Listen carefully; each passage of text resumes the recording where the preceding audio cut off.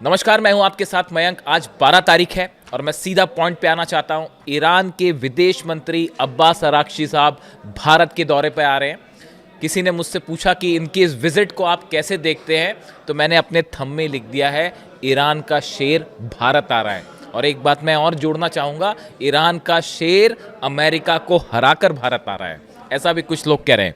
देखिए, हालांकि वो ब्रिक्स समिट में भाग लेने भारत आ रहे हैं। गौर करने वाली बात यह है कि अब्बास अराक्ची साहब तो भारत आएंगे ही, साथ में रूस के विदेश मंत्री लावरोव भी इस दौरान भारत में मौजूद रहेंगे। यानी दो विदेश मंत्री, एक ईरान के विदेश मंत्री और दूसरे रूस के विदेश मंत्री, इन दोनों की भारत में मौजूदगी, इनका भारत आना इन हालात में जंग के बीच बेहद अहम हो जाता है। देखिए कैसे अहम हो जाता है। एक तो हॉर्मुज बंद है, अमेरिका की फोर्सेस खड़ी हुई हैं, ईरान की फोर्सेस हैं, हॉर्मुज ब्लॉक है। पूरी दुनिया में तेल को लेकर बड़ा संकट जो है वो मंडराता दिखाई दे रहा है। तेल सप्लाई बाधित हो रही है। ऐसे में ईरान की तरफ से लगातार ये आश्वासन भारत को दिया गया है कि हमारी पूरी कोशिश है कि भारत को सप्लाई होने वाला ऑयल किसी भी रूप में ना रुके। बताया ये जा रहा है कि ये ब्रिक्स समिट में तो चर्चा होगी, लेकिन इसके अलावा भारत की ईरान और रूस के विदेश मंत्री के साथ इस मुद्दे पर बड़ी चर्चा हो सकती है कि इन हालात में कैसे ऑयल, एलएनजी की गैस की सप्लाई जारी रखी जाए बिना किसी बाधा के। इस समय ईरान की जो सबसे बड़ी ज़रूरत है वो जो ऑयल उसके पास जमा हो रहा है। लगातार हमने इस बारे में बात की। खार्ग आइलैंड के पास आपने देखा बड़ी मात्रा में ऑयल फैला हुआ है समंदर में, उसको लेकर मैंने वीडियो किया। अब देखिए, इस समय ईरान की सबसे बड़ी ज़रूरत है कि जो ऑयल वहाँ प्रोड्यूस हो रहा है उसका ज़्यादा से ज़्यादा ऑयल जो है वो एक्सपोर्ट किया जाए, और भारत एक बड़ा खरीदार साबित हो सकता है। लेकिन बीच में बाधा बनी हुई है अमेरिका का ब्लॉकेट, जो अमेरिका ने हॉर्मुज में कर रखा है। इस ब्लॉकेट के पहले ये जो ब्लॉकेट शुरू हुआ, इसके पहले ईरान की तरफ से भारत में जहां लगातार जहाज़ों की सप्लाई हो रही थी, जितने भारत के जहाज़ थे वो सब निकलते जा रहे थे लगातार, और भारत में जो है ऑयल और एलएनजी गैस की सप्लाई आसानी से हो रही थी।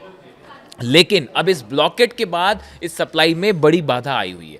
पूरे देश में, भारत में इस समय चर्चा है कि आने वाले वक्त में क्या तेल का संकट आने वाला है, क्या गैस का संकट आने वाला है। ऐसे समय में भारत और ईरान की दोस्ती इस संकट से निपटने में बेहद अहम साबित हो सकती है। और अब्बास अराक्ची साहब, विदेश मंत्री ईरान का, उनका भारत दौरा इस दिशा में भारत के लिए और ईरान दोनों के लिए बड़ा एक फायदेमंद सौदा साबित हो सकता है। बताया यह भी जा रहा है कि रूस, ईरान और भारत के विदेश मंत्री के साथ बैठक में पूरे वेस्ट एशिया में ये जो जंगी हालात हैं, इसको लेकर एक बड़ी रणनीति भी तैयार हो सकती है कि कैसे न सिर्फ ऑयल को लेकर बल्कि दूसरे भी कई सामानों को लेकर कि कैसे यहाँ पे जो है वो तीनों देश एक अपना कॉमन रुख सामने रख सकते हैं। इसको लेकर कई सारी चीज़ें ऐसी होती हैं जो समझौते होते हैं लेकिन उन्हें सार्वजनिक नहीं किया जाता, वो कुछ समय बाद बाहर आते हैं। तो इस पर एक अहम मुद्दा होगा। लेकिन अभी जो हालात है उसमें रूस से तेल खरीदना और ईरान से तेल खरीदना, ये भारत के लिए एक बड़ा मुद्दा है, जिसको लेकर एक कॉमन प्रोग्राम तैयार हो सकता है। चाबार पोर्ट को लेकर ईरान की तरफ से लगातार ये बयान आए हैं कि ये कोशिश हो रही है ईरान और भारत के बीच कि बिना किसी तीसरे पक्ष के इंटरफेरेंस के भारत और ईरान के बीच चाबार पोर्ट से व्यापारिक संबंध मजबूत हों। ये एक अहम बात है। देखिए, आप अगर देखें पिछले 1-1.5 साल की बात करें आप, तो भारत और ईरान के संबंध बड़े तेजी से बेहतर हुए हैं। खास तौर पर ईरान पर जब से हमला हुआ उसके बाद से आप देखें, 12 दिन की जो जंग हुई उसके बाद एससीओ की समिट में भारत ने ईरान का साथ दिया है, इजराइल की आलोचना की। उसके बाद यूनाइटेड नेशंस में ईरान के खिलाफ एक प्रस्ताव लाया गया था, भारत ने उसका भी विरोध किया है।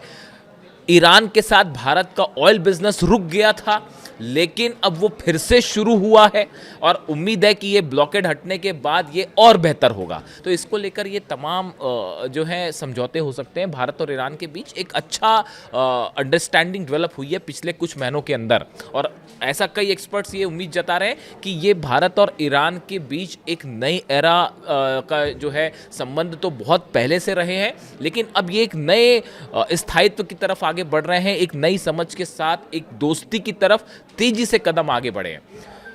भारत में देखिए इस पूरी जंग के दौरान अगर आप बात करें, अभी ये दूसरी जंग के दौरान भारत में ज़बरदस्त सपोर्ट देखा गया है ईरान के पक्ष में।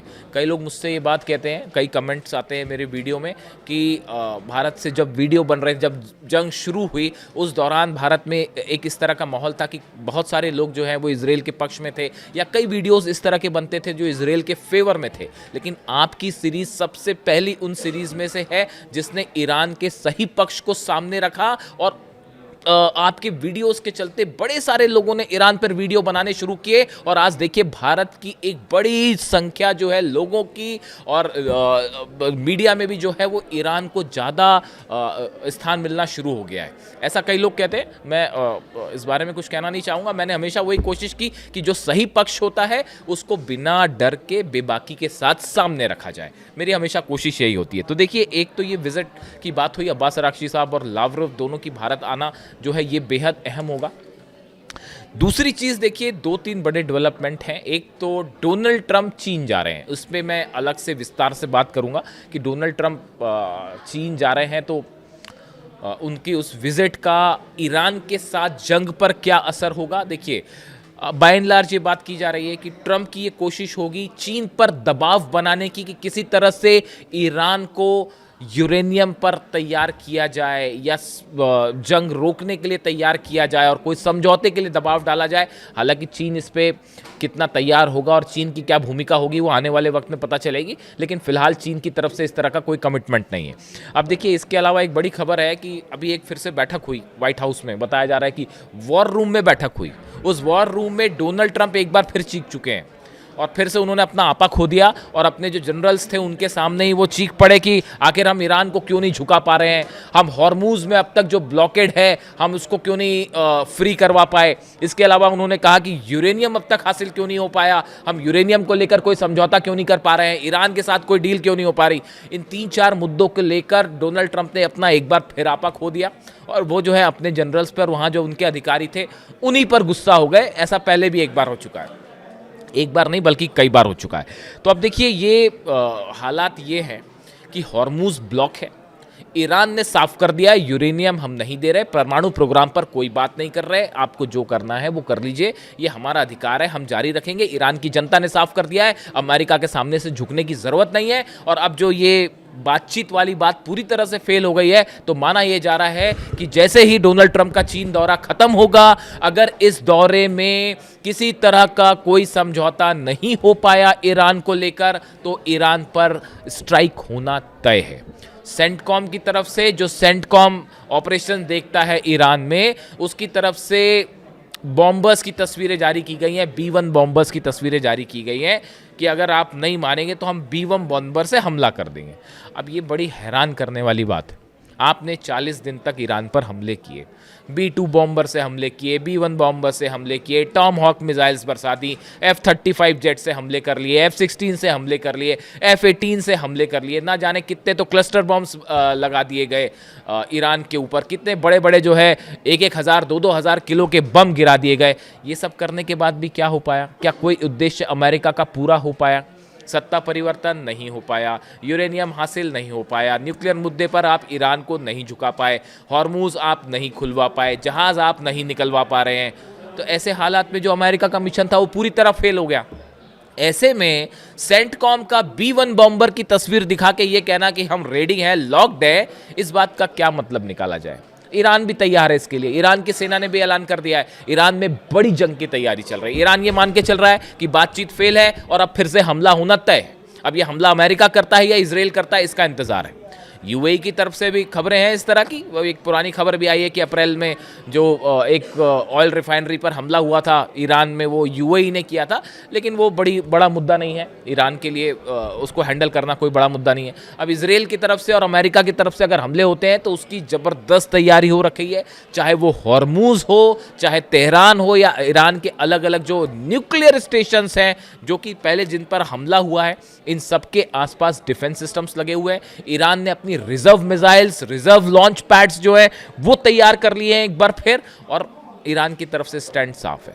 और इस बार बताया जा रहा है कि जो नए सुप्रीम लीडर है मुश्तबा खामेनी, अब इन्होंने इनकी हालत अब पहले से कहीं बेहतर बताई जा रही है। इनके ऊपर अटैक जो हुआ था उसमें बताया जाता है, इस तरह की खबरें थी कि वो घायल है, लेकिन अब बताया जा रहा है कि उनका स्वास्थ्य तेज़ी से ठीक हो रहा है और अब उन्होंने आर्मी के, ईरान के IRGC के जो ऑपरेशंस हैं उनको अपने हाथ में ले लिया है। IRGC चीफ, मैं बार बार इस बात को कह रहा हूँ, अहमद वाहिदी साहब एक ध्रुव हैं वहाँ के, मुस्तबा खामेनेई दूसरे ध्रुव हैं और तीसरे हैं अब्बास अराक्ची। ये तीनों के बीच बेहतरीन कोऑर्डिनेशन है और इन्हीं के तीनों के सलाह मशवरे से ईरान अपने अलग स्टैंड तय कर रहा है। देखिए, अब्बास अराक्ची साहब से चूंकि मैंने शुरुआत किया था, इस साहब को लेकर एक पोस्ट किया है। उन्होंने लिखा है, बातचीत की मेज पर 20 साल, म्यूनिक 2006 से तेहरान 2026 तक। डॉक्टर अब्बास अराक्ची बातचीत का चलता फिरता विश्वकोश है। इसे कहते हैं असली खिलाड़ी, बाकी सिर्फ फील्डिंग कर रहे हैं। देखिए, ये अच्छा पोस्ट है ईरान मिशन ने जो अब्बास अराक्ची साहब को लेकर कहा है। आप देखिए, इनका जो रेफरेंस है वो 2006 में जब परमाणु विवाद की शुरुआती दिनों में ईरान का जो कूटनीतिक पक्ष उन्होंने रखना शुरू किया था वो 2006 से शुरू हुआ। फिर 2015 में वियना में जो joint comprehensive plan of action जो JCPOA तैयार हुआ था, इस दौरान उनकी बेहतरीन कूटनीति दिखाई दी। और अब 2026 में पूरी दुनिया देख रही है कि इतने जंग के बावजूद अब्बास अराक्ची जो विदेश मंत्री हैं, उन्होंने कितने बेहतरीन तरीके से हर पक्ष को ईरान के पूरी दुनिया के सामने रखा है और इसीलिए पूरी दुनिया में उन्हें एक बेहतरीन विदेश मंत्री के तौर पर देखा जा रहा है और वो अब एक इंटरनेशनल पर्सनालिटी बन चुके हैं। इसमें कोई शक नहीं है। तो अब वो उनका भारत दौरा है, वो पीछे भी भारत आना चाह रहे थे, लेकिन जंग की वजह से वो नहीं आ पाए। तो भारत का उनका ये दौरा बेहद अहम होगा। लावरोव भी उनके साथ आ रहे हैं। ऐसे में नज़र रहेगी कि ये मीटिंग्स में क्या बड़े फैसले होते हैं। और दूसरा नज़र रहेगी डोनाल्ड ट्रंप के चीन के दौरे को लेकर। फिलहाल ये माना जा रहा है कि ये जब तक ये मीटिंग्स खत्म नहीं होंगी तब तक हमला ईरान पर नहीं होगा, लेकिन उसके बाद कुछ भी हो सकता है। इससे जुड़ा जो भी अपडेट होगा आप तक पहुंचाएंगे। Thank you so much.